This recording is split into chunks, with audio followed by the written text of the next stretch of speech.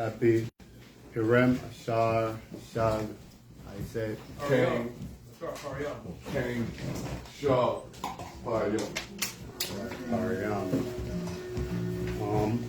Where the music came in. Stop this song.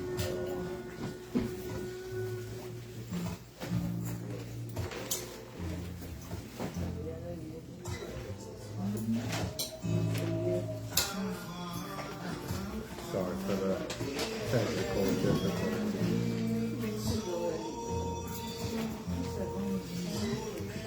This song will go down. Background music. You can't scroll down there. That's it. Hit the plus. Background plus.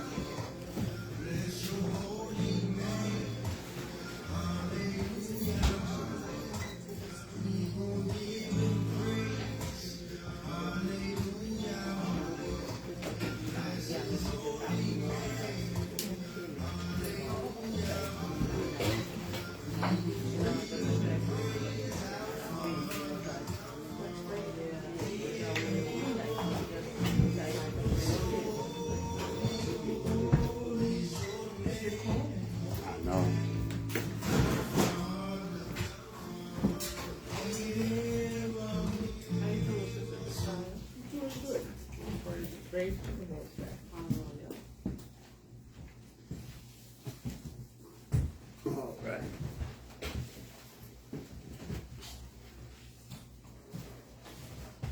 All right. Salakia, technical difficulties. Now we close out the second day of Purim. This is the last feast day of the year. Right? In 2 weeks, we have new moon, which is the start of the new year.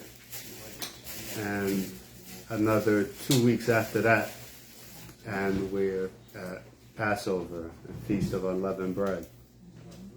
So, we will feast tonight, celebrate in the spirit of our forefathers, Mordecai and Esther. We celebrate the remembrance of the death of our enemies. Most of our feast days are celebrating the Most High's deliverance of His people from the hands of their enemies. You got the Passover, our deliverance from Egypt. Many of the Egyptians died in there, right? Mm-hmm. So we're going to keep that same spirit tonight. But before we do that, we're going to go into the book of Romans chapter 10. We're just going to have a quick fun lesson. Also, since it is Purim,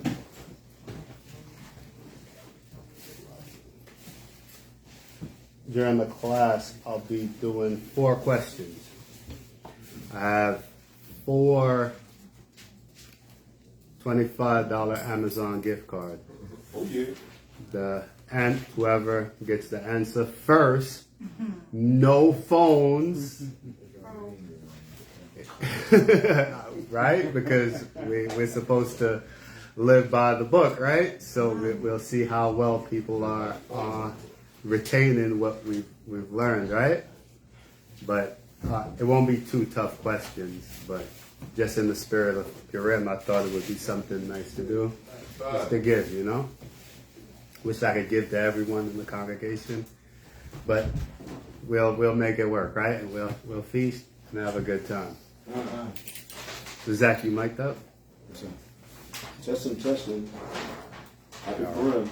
All right. Let's go to Romans chapter 10. We'll start at the top. The book of Romans, chapter 10, King James Version of the Bible, chapter 1, verse 1, pardon me. Brethren, my heart's desire and prayer to the Most High for Israel is that they might be saved. That's a beautiful prayer, right? For Israel, that we might be saved. Go ahead. For I bear them record that they have a zeal of the Most High omnipotent power, but not according to knowledge. So we have to increase our knowledge in the Most High, right? We have a zeal for the Most High. It's why, you know, you want to know what's a so-called black or Hispanic neighborhood? You don't even have to ask people. Just walk in any areas, right? If you can look in 3 blocks any direction, you see a church, you know that this is a so-called black neighborhood, right? Or a liquor store, right? Because they know our enemies know our habits, right? We have a zeal for the Most High.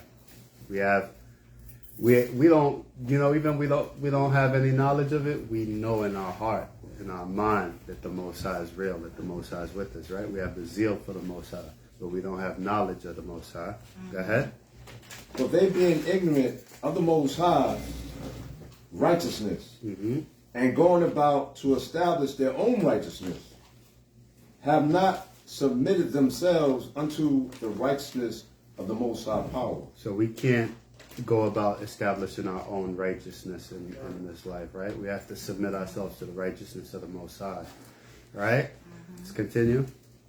For Yawassp is the end of the law of righteousness to everyone that believeth. So, what does that mean? What does that mean that Yawassp is the end of the law for righteousness? This isn't one of the questions. Oh, okay. But you can answer it. So let's get this. Whole Romans, let's go to Deuteronomy chapter 4. I want to show you something. Believe Deuteronomy chapter and 26. No, it's a lot. 6 and 26. Yes, Deuteronomy chapter 6 and verse 24. The book of Deuteronomy chapter 6, verse 24. And the Lord Yahweh commanded us to do all these statutes, to fear the Lord Yahweh, our Most High power, for our good always, that he might preserve us alive as it is at this day. Go ahead. And it shall be our righteousness if we observe to do all these commandments before the Lord Yahweh, our Most High power, as he hath commanded us. So, at the time in Deuteronomy, was Yawassp around? He wasn't, right? He wasn't incarnate in the flesh, right? But a commandment is that we have to listen on Yawassp, right? Everything that he says, right? So, let's go back to Romans chapter 10. So, up until that time that Yawassp actually came, we couldn't keep all of those laws, right? But now that Yawassp is here, he is the last chamber of the law. Because in the law, I believe it's in Genesis 49, it says, no lawgiver shall come until Shiloh come. So, and also Deuteronomy 18 and 18 says that he's going to raise up a prophet from amongst our brethren. These are both laws, right? So that belief on Christ. We couldn't keep those laws until he came. So in Romans chapter 10, when it says he is the end of the law for righteousness, it means that you can keep all the rest of the laws, but if you're not believing on Hamashiach Yawassp, you can't be righteous because you're not keeping all of the laws now that he's here, right? So he's the final part of the law. Go ahead. Go back to Romans 10. Yeah, verse 4 or 5. 5. Book of Romans chapter 10, verse 5. For Moses describeth the righteousness which is of the law, that the man which doeth those things shall live by them. But the righteousness which is of faith speaketh on the wise. Say not in thine heart, who shall ascend into heaven? So it says, but the righteousness which is of faith speaketh on this wise. Say not in thy heart, who shall ascend into heaven. Go ahead. That is, to bring a Mashiach Yawassp down from above.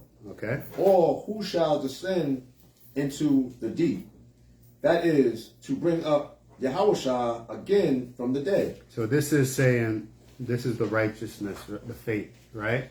That the Most High is always with us. We don't have to go up into the sky to bring Mashiach Yawassp down, or he's always with us, right? This is what the faith is. Go ahead. And he's not going to do this all over again. Exactly, Khan. So we have him here with us.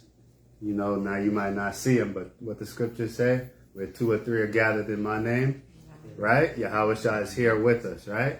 This is what faith is. This is what Paul is talking about. Go ahead, verse 8.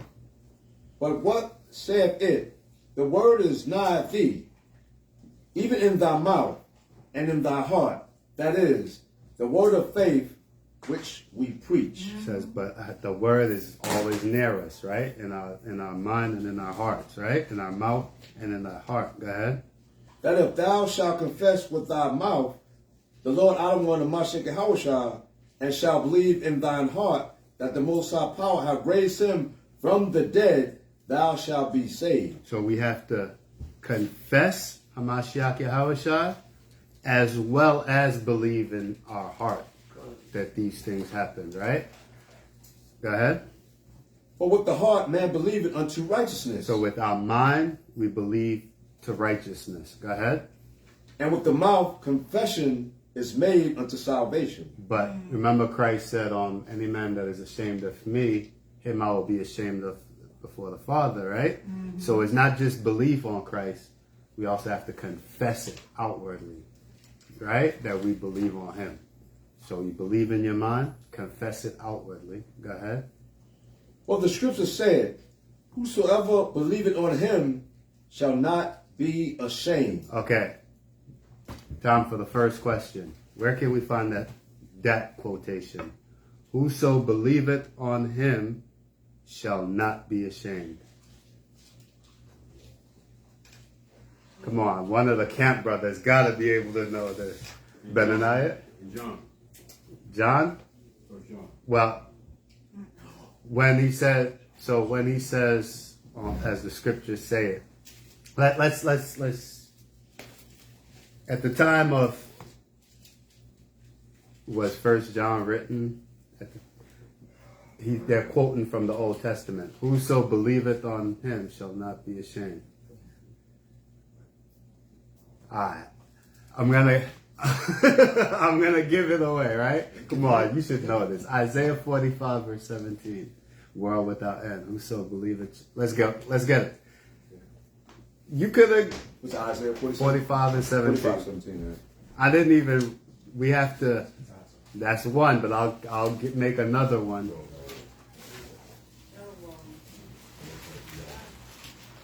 We're in the book of Isaiah, chapter 45, verse 17. But Israel shall be saved in the Lord Yahweh with an everlasting salvation.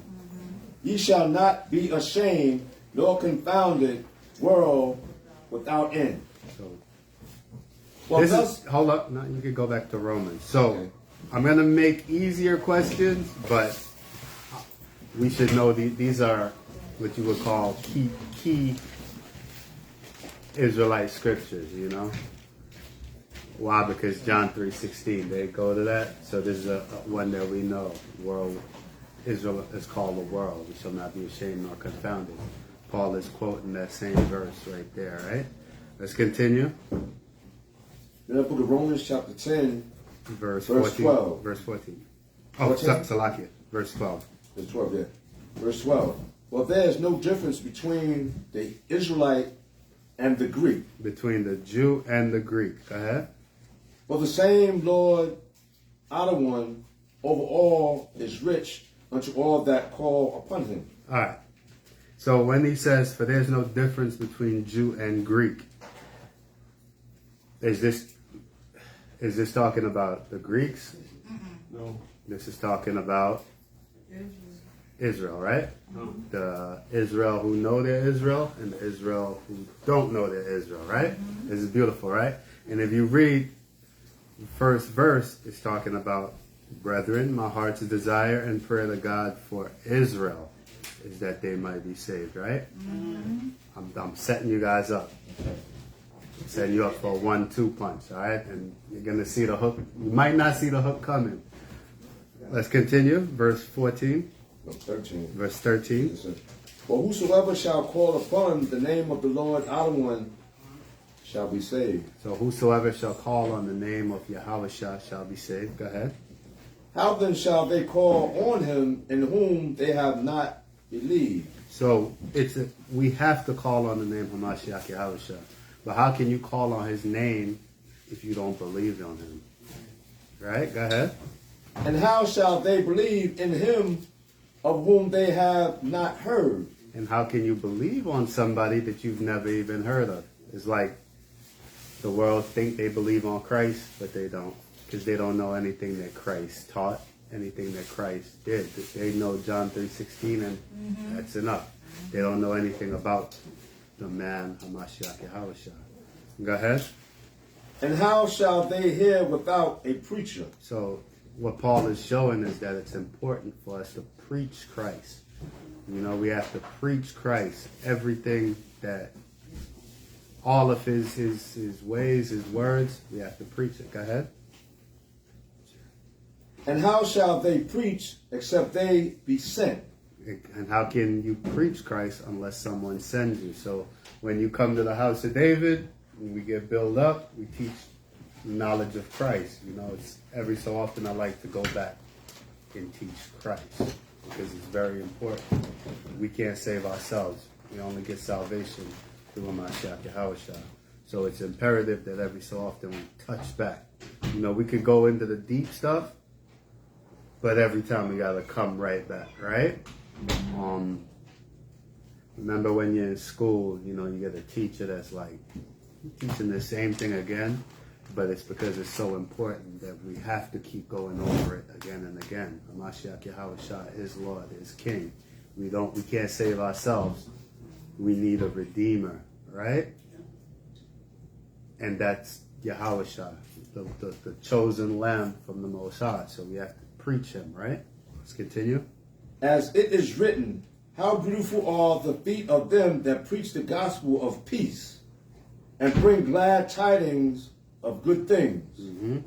But they have not all obeyed the gospel. But they have not all obeyed the gospel. Go ahead. For Isaiah saith, Lord our one, who have believed our report. All right. Anyone know where that verse is from? This is a Isaiah. This is a Isaiah. You guys, I'll give you the clue. It's in Isaiah. What's that? Not 53. It was Isaiah. No, it was Isaiah. Let's see. I think it's 53. Hold on one second. Yep. LeBron. I can go to Amazon? Yes, sir.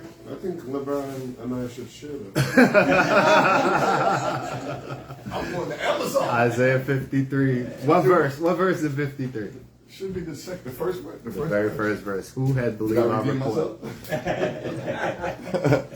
Oh, thank you, brother. You're welcome. On behalf of the Academy. All right. So it says, but they have not all obeyed the gospel. For Isaiah, and it actually says who said what book it is too. For Isaiah said, The sister said they didn't know there was gifts involved. "Oh, they didn't." No. Well, I did. Oh, you didn't hear? Well, this So is Purim. it's Purim. So in the spirit of Purim, during the class, I'll be asking random questions No, but he said it when he at the start of the class.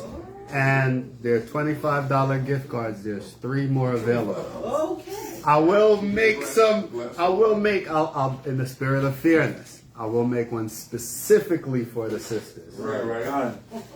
Okay? In the spirit of, you guys can answer any question. However, in the spirit of fairness, I will make one specifically for the sisters. Okay? All right. So let's continue on Verse 17. verse 17.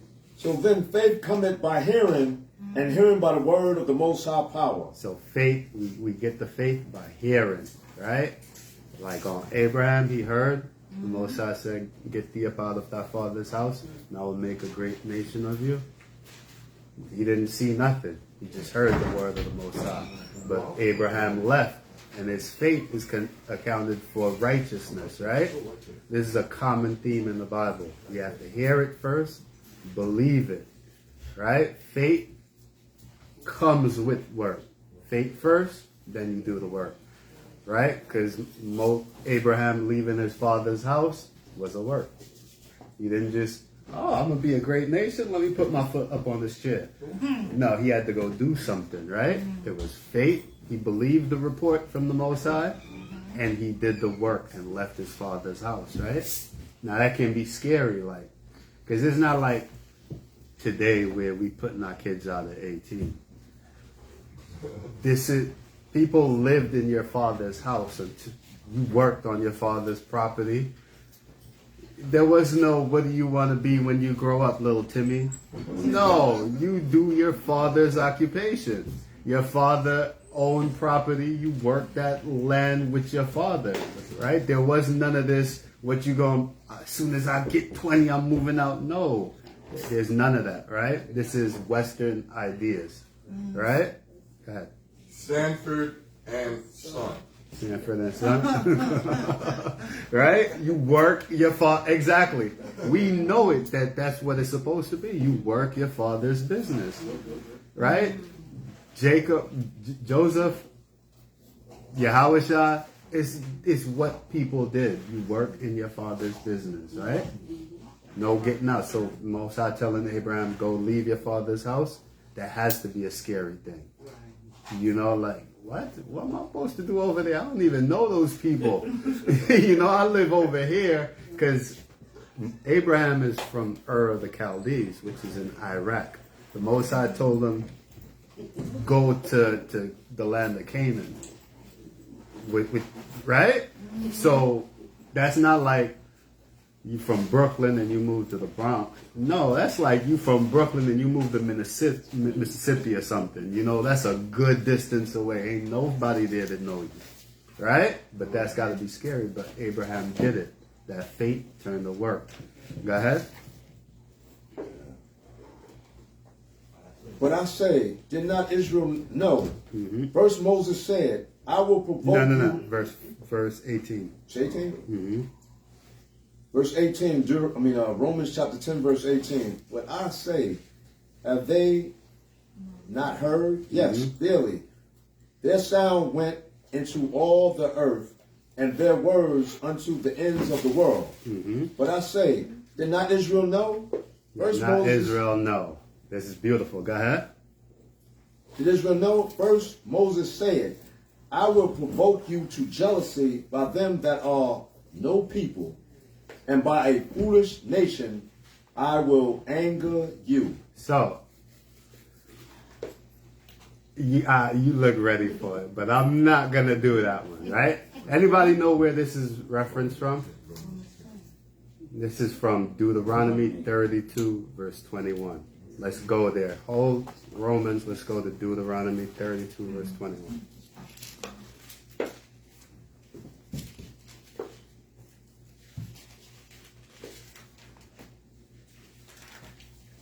The book of Deuteronomy, chapter 32, verse 21. They have moved me to jealousy with that which is not the Most High power. They have provoked me to anger with their vanities. And I will move them to jealousy with those which are not a people. I will provoke them to anger with a foolish nation. All right. So, I want somebody to tell me what that means. One person. LeBron. Well, he's saying that because we, or if you want to say ancestors, angered the Most High, he was going to raise up another nation that was nobody. Or when nobody, you go to Second Ezra, you know, the 5th chapter, 6 and 52. 6th chapter, yeah, when it says when everybody is spittle and less than spittle. And if you bring it up to the day, of course he's talking about Esau and the Amalekites, the Amalekites. He made them no people, and they're ruling over us in our seat. Okay. So, the issue is, and I hear it, right? But the issue is, let me ask this: who is salvation for? Israel. Is it for any other nation? Not for any other nation. Okay. So let's do this again. Let's do that verse again. Romans 10, verse 19. This is a good lesson right here. The book of Romans chapter 10, verse 19. But I say, did not Israel know? Did not who know? Did not Israel know? Did not Israel know? Go ahead. First Moses said, I will provoke you to jealousy by them that are no people, Okay. and by a foolish nation I will anger you. Okay. Go ahead. But Esaias is very bold, and said, I was found of them that sought me not. I was made manifest unto them that asked not after me. So what he's saying, the way he is applying that Deuteronomy 32 prophecy, he's not saying it's Amalek. What he's applying it as is Israel. He's saying that Israel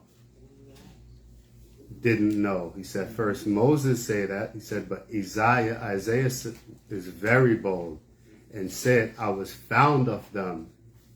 So whoever this foolish people is, found the Most High. Right? He said, I was found of them that sought me not. They didn't seek him. Go ahead. I was made manifest unto them that asked not after me. Go ahead. But to Israel he said, all day long I have stretched forth my hands unto a disobedient and gainsaying people. All right. So let's go back to a couple key verses in Romans chapter 10. Let's do first verse. Romans chapter 10 verse 1. Mm-hmm. Reading that book of Romans chapter 10 verse 1. Brethren, my heart's desire and prayer to the Most High Power for Israel is that they might be saved. So this chapter is talking about Israel. Israel. Right? Let's go down to verse 12. Verse 12. Deuteronomy 10 verse 12. But there is no difference between the Israelite Jew and the Greek. For the same Lord our one over all is rich unto all that call upon him. Okay. So now, the thing is this no people says, I will provoke you to jealousy by them that are no people. Is talking about the Israelites that rejected the Most High. And what is this jealousy, right? What is this jealousy? Before we do the jealousy part, let's show a few things, right? Let's go to Genesis 35, verse 10. Because the thing is we think Israel as a nation, right? Israel is a nation of people. But Israel is bigger than a nation of people. Right? 35, verse 10. 10 or 20? So verse 10 or 20? Genesis 35, verse 10. Verse 10. The book of Genesis, chapter 35, verse 10. Start at 9. The book of Genesis, chapter 35, verse 9. And the Most High Power appeared unto Jacob again when he came out of the Padan Aram. Go ahead. Padaranium, and blessed him. And the Most High Power said unto him, Thy name is Jacob. Thy name shall not be called any more Jacob, but Israel shall be thy name. But Israel is going to be his name. Go ahead. And he called his name Israel. Go ahead. And the Most High Power said unto him, I am Most High Power Almighty. Be fruitful and multiply, a nation and a company. No, not just one nation. It says, a nation and a company of nations shall be of thee. You understand that? Israel isn't just one nation. Israel is a bunch of nations. Many nations are within Israel. Go ahead. And kings shall come out of thy loins. And kings shall come out of thy loin, out of the Davidic seed, ultimately in Christ, right? Now let's get one more. Let's get Genesis 48, verse 8. Go ahead. I'm just trying to understand. Go ahead. You know, like how we are now, or we have found out that Israel is in a lot of nations. That's beautiful. That's where you're coming from. Yes. When it says that we are a company. Of nations. Right. Every tribe is its own nation, but we are under one super nation of Israel. Every tribe is it. It's not like the scriptures say that we're like the sand on the sea, that we're like the stars in the sky. You can't count those. Like a nation isn't like you're not count. You understand? It's like we're so many that it's like more than nations, right? If you're saying that, then what constitutes a nation in that sense? Well, the Most High said it. That's why. Also, when you say a company of nations, are you like, because A group of nations. That's what. yeah, well, I'm looking at it where it looked as if when you look at Abraham's children, even though Isaac is the one that was called, then there's still other. Yeah, Abraham had like 7 other Right. kids. Right. So those are nations within themselves too. Yes, they're their own nation. Okay. But they're not The our nation. nation. They're Right. not our nation. Right? Because this wasn't taught. This in Genesis 35. The Most High was talking specifically to Jacob. So he says, "A nation and a company of nations shall become of thee." So from out of Jacob, all of these nations are gonna come. Right? Let's get Genesis 48, and start at verse 8. Now the book of Genesis, King James Version Bible, chapter 48, verse 8. And Israel beheld Joseph's son and said, "Who are these?" So this just backdrop. This is when they went into Egypt. After the brothers sold them into Egypt and there was a famine in the land and the whole family went down into Egypt. That's when Jacob is finally reunited with Joseph, right? So he meets Joseph's 2 children and he said, "Who are these?" Go ahead. And Joseph said unto his father, "They are my sons, whom the Most High Power hath given me in this place." And he said, "Bring them, I pray thee, unto me, and I will bless them." Now the eyes of Israel were dim for age, so that he could not see. And he brought them near unto him, and he kissed them, and embraced them.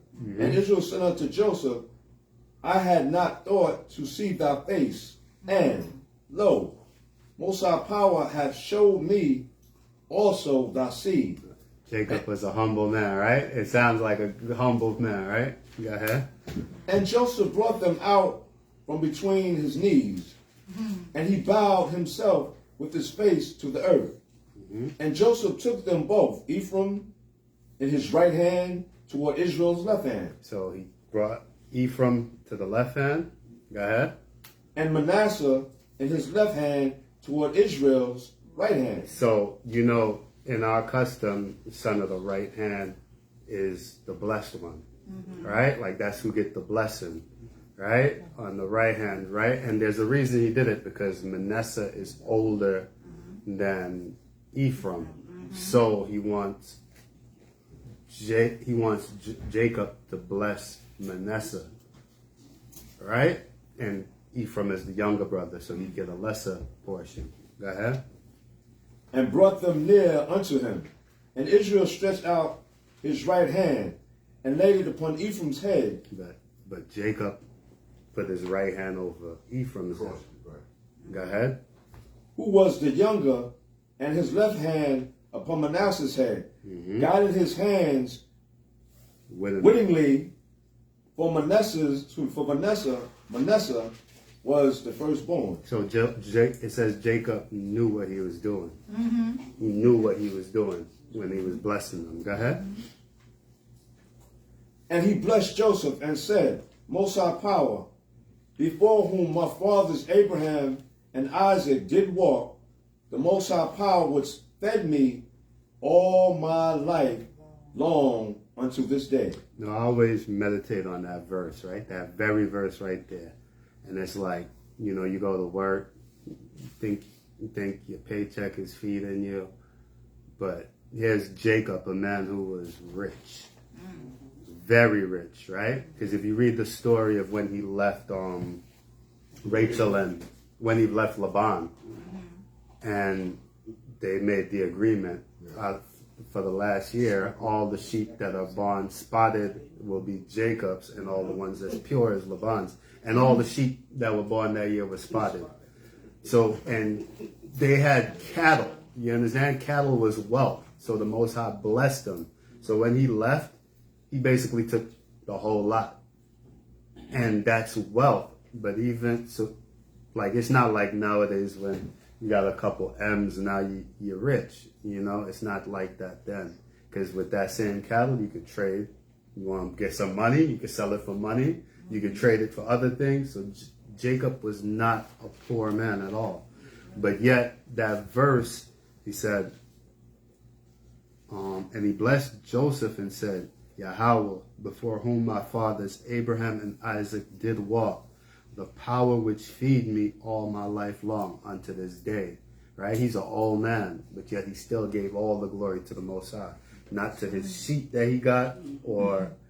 Because you got to think about it, right? When the famine came in the land of Canaan, he sent his sons to trade for bread in Egypt. He sent them with money. He had money, but the money ain't doing no good in a famine, right?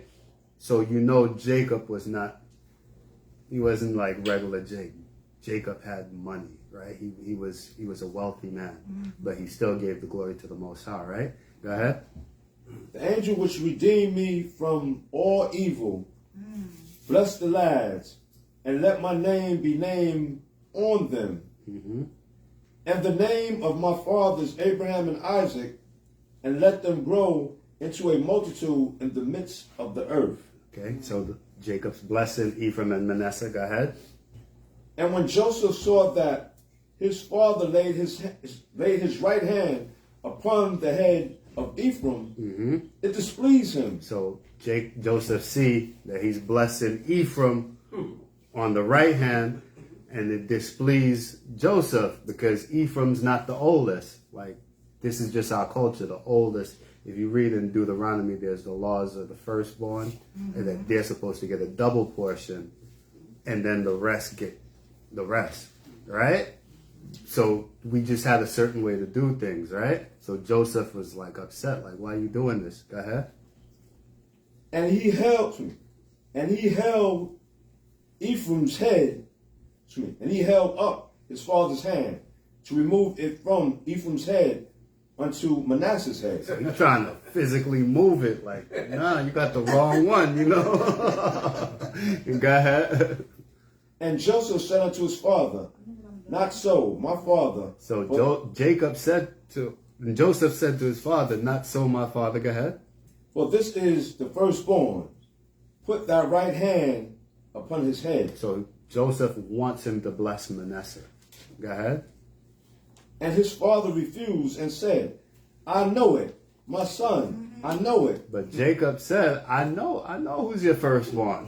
I know what I'm doing. I know what I'm doing. Go ahead.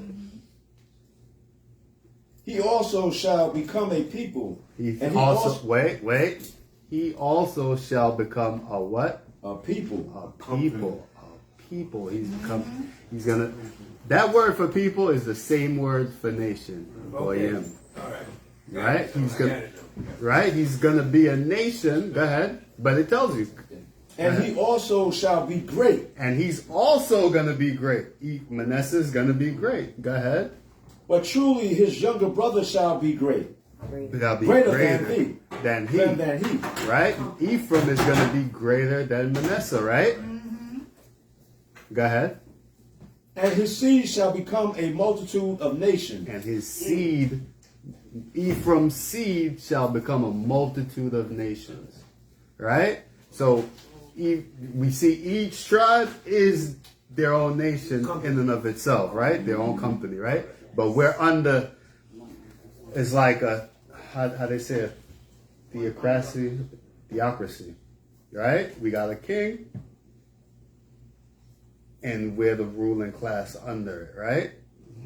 We're like, for a bad example, like the 50 states of America, we're like that, right? We got Christ, king ruling in Jerusalem, and all of us are under Christ. And everybody else is lowest status. Point blank period. Right? Go ahead. So that's what makes it, when we talk about the company, that's what makes it uncountable. Oh, uncountable. Exactly. We're just sands of the sea. Can you count the grains of sand on the sea? It's impossible. Right? It's impossible. But that's what the Most High said, right? In fact, the Most High, I said earlier, the Most High got upset with David when he tried to count it. Right? It's kind of fair to say even now that they still can't count Israel. Absolutely not. They cannot. I don't even think they'd want to try. Every year, you ever listen to them talk about like the illegal immigrants? They always say it's an unspecified amount of undocumented people in America. They don't know how many. Right. You know, try to count Israel. It's a fool's game, you know. Why? Right? So we see this, right? So now let's go back to Isaiah chapter 7, verse 5. I just want to show Israel is a group of nations. Now, a people part, that a people who is not a people. Isaiah chapter 7, verse 5. The book of Isaiah, chapter 7, verse 5. Hold on a second. Question for the ladies.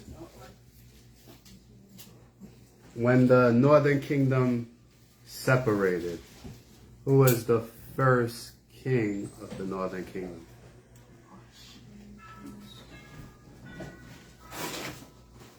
You can use your notes. No phone.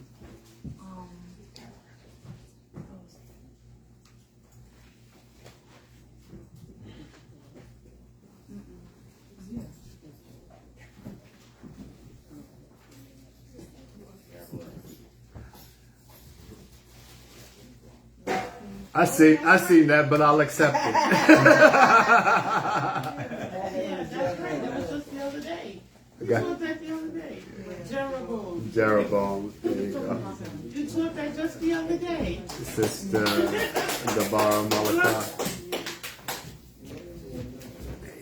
The water brother. I am the Thank you for the second Academy Award. So gracious. All right, so let's get back to the lesson. Go ahead. Isaiah chapter 7, verse 5. Yeah. The book of Isaiah, chapter 7, verse 5.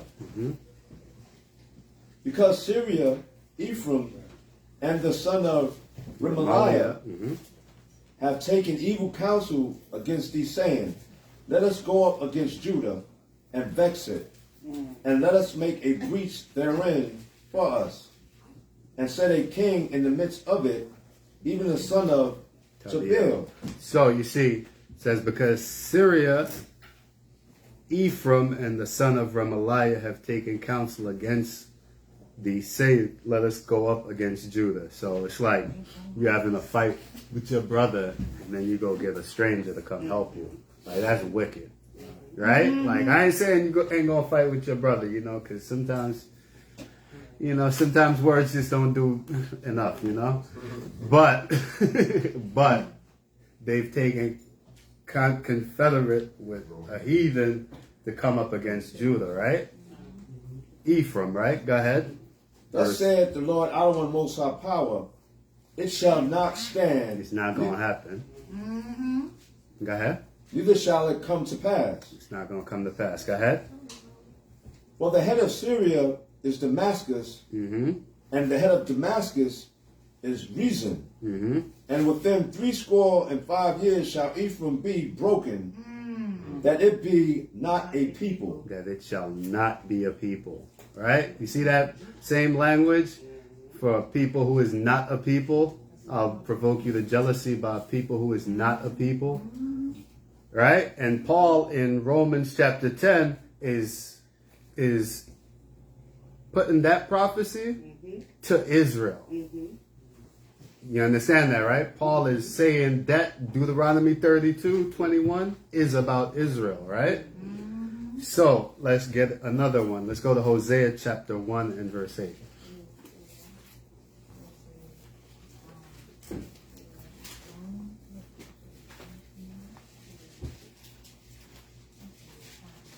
Right? The Most High used specific language, right? And this is why we have to pay attention to specifically what he's saying. He's not saying he's going to make the Amalek, right? Because Paul says he was sought for by a nation that did. He was found by a nation who didn't look for him. Amalek then picked up our book. They trying to find him, and then they end up with the Talmud, right? They wasn't found of the Most High, right? What they're doing ain't of the Most High, right? So they was never found. They never found the Most High, right? The Most High said that he was found of a people that didn't look for him. They was looking for the Most High. They ain't found him, right? So who is this people who's going to find the Most High that wasn't looking for him? Let's go. So Hosea 1 verse 8. 1 verse 8. We have the book of Hosea, King James Version of the Bible, chapter 1 verse 8. Now when she had worn Now when she had weaned Leruhamah, she conceived and bare a son. Then said the Most High Power, call his name Lo-Ammi. Lo-Ami. Hold on a second. Let's wait right there. Now, how do you say in Hebrew, no? La. And how do you say people? Aimwa. That name literally, Aima, not Ainwa. Don't look at the brother. Aimwa.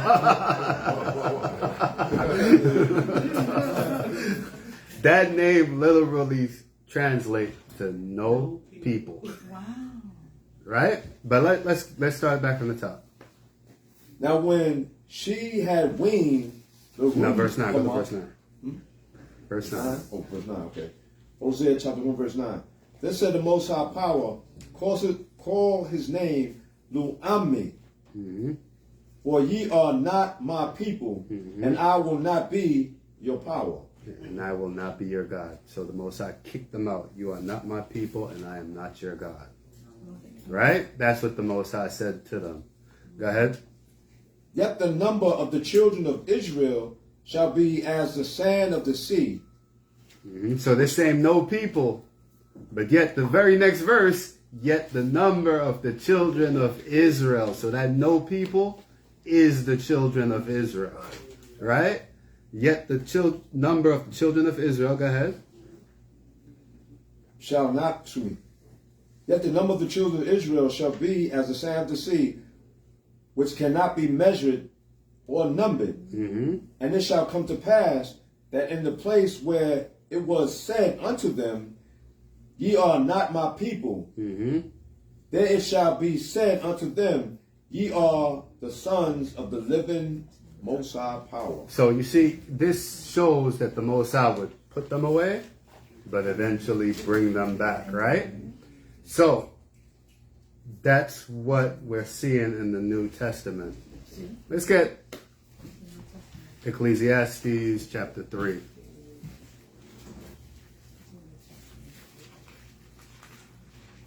I believe it's at the top.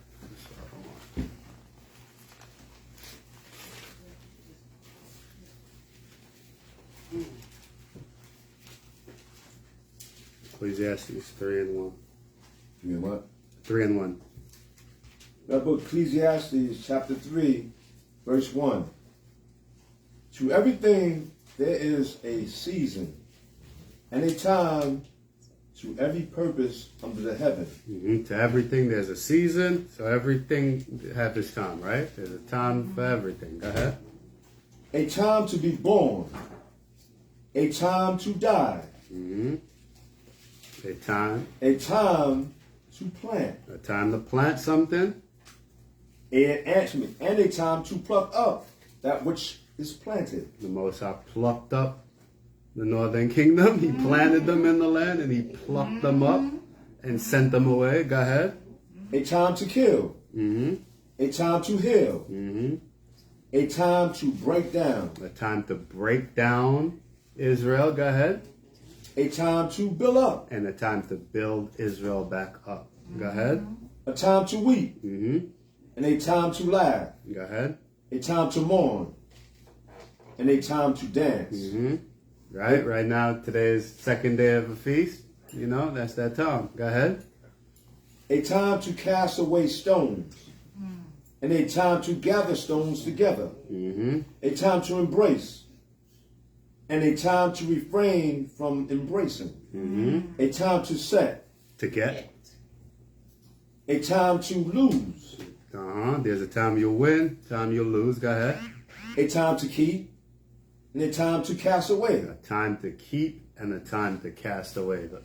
All of these things we see that the Most High did with us, right? He cast us away, right? Go ahead. A time to rend, a time to sow, a time to keep silence, a time to speak, A time to keep silent and a time to speak. Go ahead. a time to love, and a time to hate, a time of war, and a time of peace. So the Most High, this is how the Most High letting us know there's a time for everything, right? So what we seen in the book of Hosea was the time to cast away. Cast those, get thee away from me, you know? You're no people to me, right?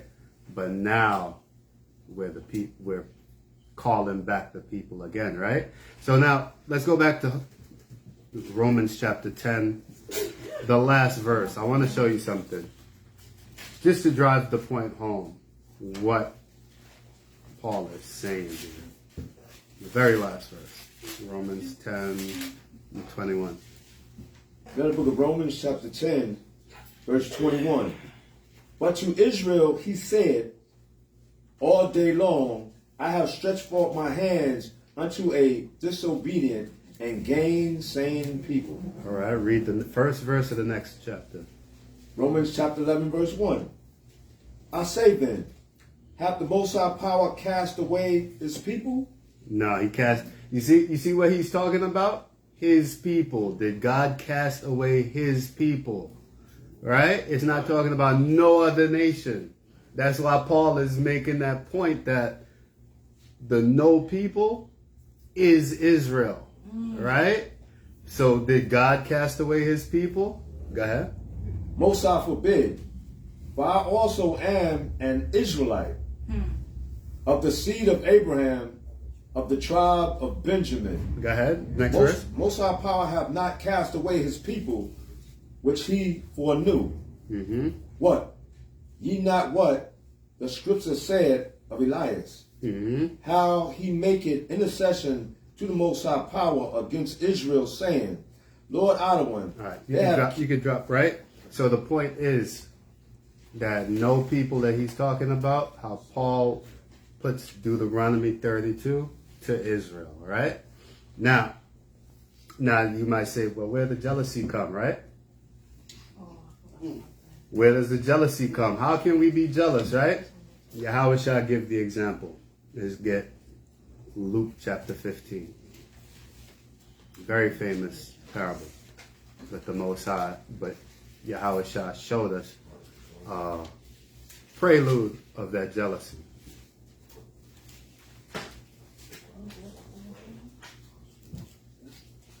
15 and 11. The book of Luke, chapter 15, verse 11. And he said, a certain man had 2 sons, and the younger of them said to his father, Father, give me the portion of goods that falleth to me. Mm-hmm. And he divided unto them his living. Mm-hmm. So, father, a young son, decided, hey, I want to strike out on my own. Let me get what's coming to me. Right? Go ahead. And the father obliged him. Go ahead. And not many days after the younger son gathered all together, he took his journey into a far country, and there wasted his substance with riotous living. Riotous living. Riotous living. Mm-hmm. And when he had spent all, there arose a mighty famine in the land, Mm-hmm. and he began to be in want. In want, right? So this is the Northern Kingdom. This is the Northern Kingdom. They didn't want to stay with their father. They wanted to go do their own thing. They wanted to serve other gods. So, take their blessings the Most High give them and go strike out on their own.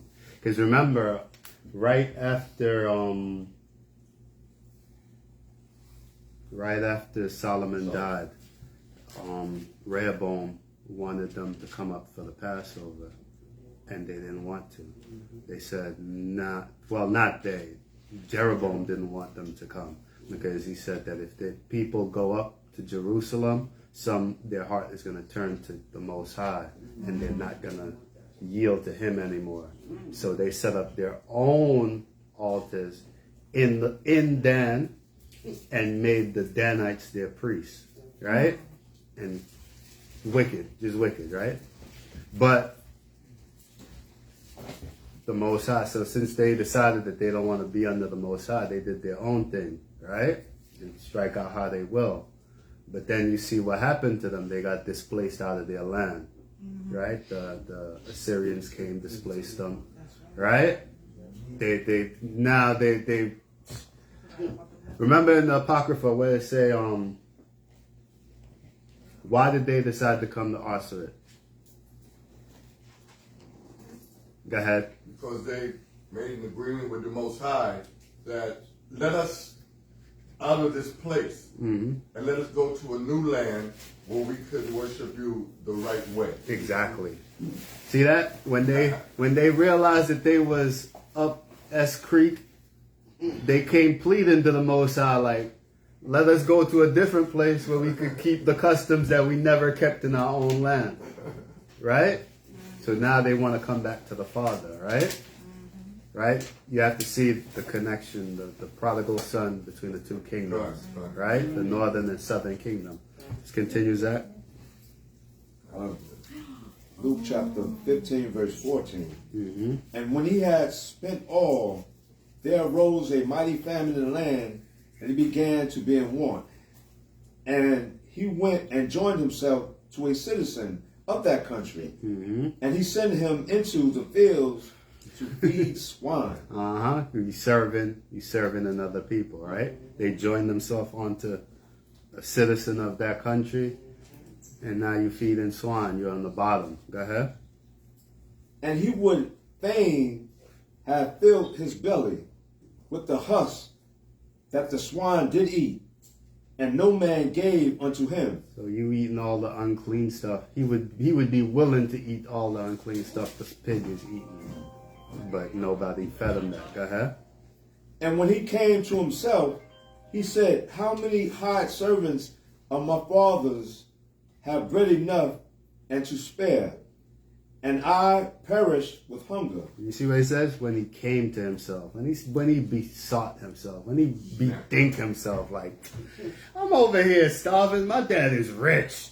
Like, why am I doing this? Let me go back to my father, right? My dad is rich. Go ahead. That's conscious above. Exactly. He start remembering, like, oh yeah, I'm Israel. I'm above these people. Go ahead. I will arise and go to my father, and will say unto him, Father, I have sinned against heaven and before thee, and am no more worthy to be called thy son. Make me as one of thy hired servants. And he arose and came to his father. But when he was yet a great way off, his father saw him, and had compassion, and ran, and fell on his neck, and kissed him. So we know obviously the father in this parable represents? Well, the Most High. Yawassp, the Most High, right? So, and the point is he didn't think himself worthy to be called a son. But when that thought came to, let me go to my father, his father came and met him. His father was waiting on him. His father was waiting for him. Beautiful, right? Like, look, that's my son, like, I understand he went off, but that's my son. You understand? Like, that's how the Most High sees us. Like, he's waiting on us. He's waiting on love. exactly that unconditional love for your kids. Like, hey, you might be but whatever. You're my son. If you're willing to deal with me, I'm willing to deal with you. But I thought you was going to bring up also the part where the other son said, well, I've been here the whole time. But it's coming. I just wanted to show how the fathers reacted to his son coming back. So in this case, how the Most High feel about us repenting, right? The Most High, he didn't even make it all the way to the house. It said when the father seen him a far way off, he ran to him. So all you got to do is make that effort to turn to the Most High, and he gonna come meet you and forgive you, right? And embrace you, right? Right? All praises, right? Let's continue. Part where you might not make it. Yeah, exactly. As long as you acknowledged it and you turn to him, the Most High gonna come meet you, right? Go ahead. And the son said unto him, Father, I have sinned against thee. Verse 22. 21. Oh, 20, okay. Read out Luke chapter 15, verse 21. And the son said unto him, Father, I have sinned against heaven and in thy sight, and am no more worthy to be called thy son. But the father said unto his servants, Bring forth the best robe, and put it on him, and put a ring on his hand, and shoes on his feet. Let them know whose son you are, Give him the best robe, put a ring on his hand, and some nice sneakers, because Jake likes to look nice. Right? Go ahead. And bring hither, and bring hither the fatted calf, and kill it, and let us eat and be merry. So the Most High celebrating at the return of one of his kids, right? Go ahead. Well, this my son was dead and is alive again. My son was dead, right? Psalms 49:20 says, "He that wandereth out of..." No, that's not Psalms. That's Proverbs. It says, "He that wandereth out of the way of understanding shall remain among the congregation of the dead." Right? That's what it's talking about. They fell off, went into their own thing, stopped doing the Most High's will. They're in the congregation of the dead. But once you decide to turn to the Most High, you're alive again. That's right. Right? Go ahead. He was lost and is found. He was And lost. they began to be merry. Now his elder son was in the field, and as he came and drew nigh, And this is the kingdom of Judah, just so we know. Judah, Benjamin, Levi, right? Not putting it on just Judah, 'cause Benjamin, we was there too, right? This is who it represents, right? It says, now the elder son was in the field. Go ahead. and as he came and drew nigh to the house, he heard music and dancing. Like, what's going on? I'm all here working in the field. What's going on? I'm keeping these laws, statutes, and commandments. What's going on, Daddy? Go ahead. And he called one of the servants and asked what these things meant. And he said unto him, Thy brother is come, and thy father hath killed the fatted calf, because he hath received him safe and sound. And he was angry and would not go in. And we were angry, right? We see this, right? We have examples of this during the Apostle Paul's ministry. We see certain Jews were proclaiming things, right? That man had to be circumcised and all of that, right? They were proclaiming certain things, trying to stop people from coming back to the Most High, that they had to be circumcised under the manner of Moses, right? We seen them making efforts to block it, right? Like, nah, y'all gotta do it our way. Like they were like stewards for the Most High, when Yawassp is the way, right? And Yawassp stopped Paul and sent Paul on that mission. And side note, Paul was the perfect person. Paul is an Israelite who was born in Tarsus, which is Spain. He wasn't born in the land. Paul spoke Greek, Roman, and Latin. No, that Tarsus was up there right by Syria. By Syria. By Syria? Yeah. Okay. Tarsus. Yeah. Tarsus, not yeah, Tarsus. Yeah. Okay. Right? But he spoke many languages, right? And he was the right man for the job, because if your people are dispersed, you need somebody who can speak to them, right? That same Romans chapter 10. How can they learn unless somebody teach them, right? So Paul went into these different areas and taught Christ, right? Because he was the right man for the job, right? He can relate to it. He grew up knowing the law, a doctor of the law, right? But he's also understand that this is my ministry, to bring people back to the Most High, right? So continue. Therefore came his father out and entreated him. And he answering said to his father, Lo, these many years do I serve thee, neither transgress I at any time thy commandment, and yet thou never gavest me a kid, that I might be merry with my friends. But as soon as he said, so Judah, the southern kingdom is saying, look, I've been here with you this whole time, and you ain't even give me a kid that I could make merry with my friend. You ain't even let me get one of the goats to go have a party and celebration. How is this fair? What about me? Right? Go ahead. But as soon as this thy son was come, which hath devoured thy living with harlots, thou hast killed for him the fatted calf. He said, but that this ungrateful Negro was out spending all his money with harlots, and he come back, and now you throwing this party for him. Right? Go ahead. And he said unto him, Son, thou art ever with me, and all that I have is thine. So everything, I want to show something. Go ahead. But go ahead. It was meet that we should make merry and be glad. For this thy brother was dead and is alive again, and was lost and is found. Okay, right? So he says, and unto him, son, and he said unto him, Son, thou art ever with me, and all that I have is thine. Let's go to Romans chapter 3, verse 2. And then we got another question. That was us. Question. Oh.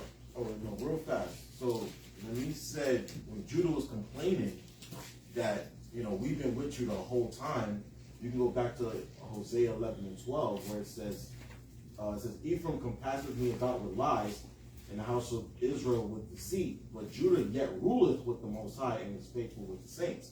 So Judah's saying here, like, where's our reward? Yeah, we've been here the whole time. Yeah, we've been dedicated. We've been dedicated. Come. You never got overran. But you never served other idols. But look at what Paul says about that, right? And I love it. Go on Romans chapter 3, start verse 1 at the top. The book of Romans chapter 3, verse 1. What advantage then have the Israelite? Nope, not the Israelite. The Jew. The Jew, right? We want to be specific here. What advantage then had the Jew? Go ahead. And what advantage then hath the Jew? Or what profit is there of circumcision? So this answers the question. We've been with you forever. What about us? So Paul is answering that same question. So what advantage then has the Jew? Or what profit circumcision? Go ahead. Much every way, chiefly. Much in every way. There's advantages in being the Jew, being Southern Kingdom, right? Chiefly, mainly, go ahead.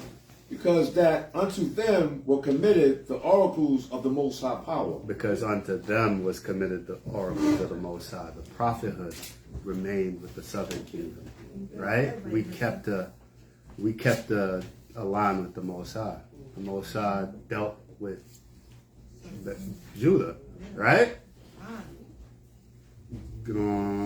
That's it on that. So now let's ask 2 questions, and then we'll wrap. The first question, I'll do 1 and 1, because so far a male one and a female one. Both of you guys are excluded from this question. Of course. So I'll do for the women first. We read earlier, right? Nah, this is for the men first. I'll do the men first. We read earlier in Romans chapter 10 that Paul is an Israelite from the tribe of Benjamin. Where else can you prove that? And this is for one of you camp brothers. You guys gotta know this.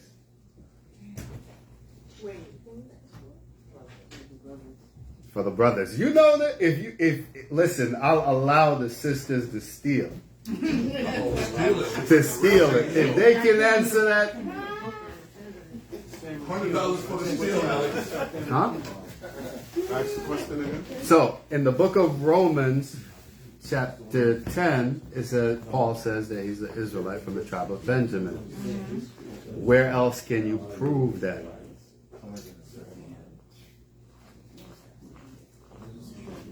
Maybe I'm biased because I'm a Benjamite too. So. You are. I certainly am. Go ahead, sis. Is it in Philippians what? I know you got your phone, but we getting late. Yes. Here you go. Philippians chapter 3, verse 5. And that I asked that because there's a lot of Benjamite brothers in here. I know Ben knew that, right, Ben? Malachi looking for it. Malachi's going to get it. This is the book of Philippians, chapter 3 and verse 5.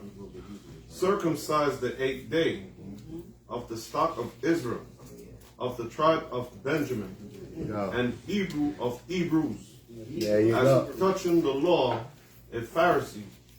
And it's in the righteousness, blameless, right? So that was the sister question, then, since they stole it. Now, I've been asking some hard questions apparently that even the camp brothers don't got. So I'll have to ask a slighter question.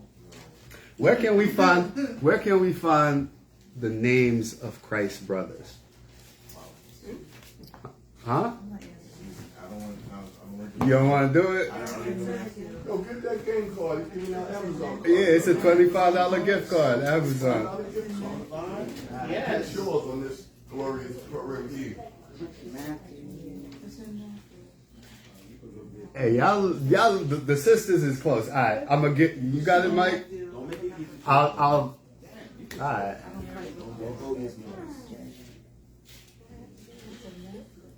You got it?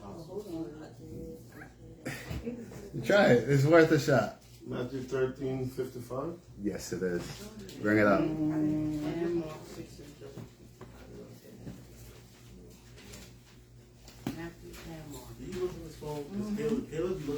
He certainly did. He got it hidden back there, but I see how his hand is moving. I think.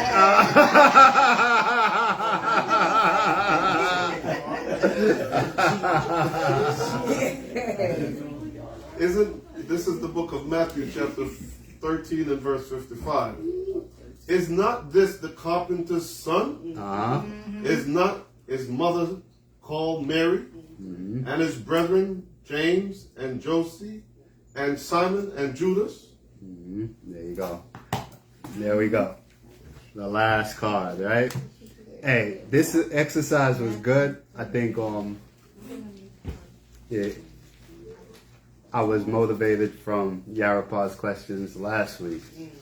And it just goes to show that we could always learn and study a little bit more together. Especially you brothers, man. I'm looking at y'all. I feel like the sisters represented. Nah. Alright, so since he won't accept it because of the phone, we'll ask another question. Alright. Let me read a verse. This is for the brothers. And you guys tell me where it came from.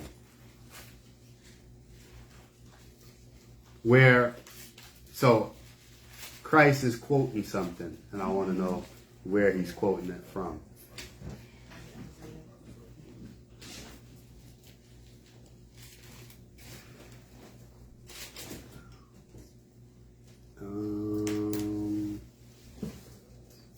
All right. This is the book of Revelations, chapter 2 and verse 26. And he that overcometh and keep my works unto the end, to him I will give power over the nations, and he shall rule them with a rod of iron. As the vessels of a potter shall they be broken to shivers, even as I received of my Father. Revelations, Christ is quoting a verse. What verse is that? Which verse is he using that quote? Yes, he's quoting. No, I'm saying, like, which verse is the direct quote coming from? Oh, it's the end of. So I read two verses there. I don't know why they separated it, but the last line, to him will I give power over the nations, and he shall rule them with a rod of iron. As vessels of a potter should they be broken to shivers. That is the verse that he's quoting.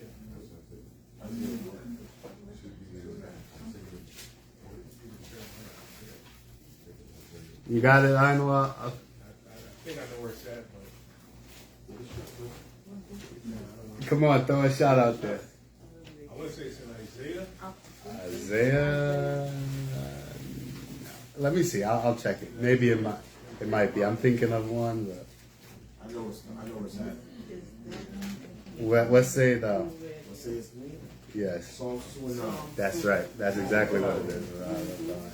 That's very good. Phones back there, using phones. Psalms. You use your phone? They're using computers back here, bro. All praises. There you go, brother. That's what it is. That's what it is. It's one of my favorite verses too, He using the original computer. Exactly. His brain, the one the Most High gave him, right?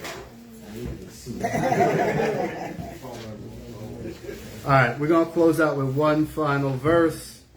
We're going to go right back to Genesis 48 and close out with the verse. Genesis 48 and 15, and we're going to close with this verse.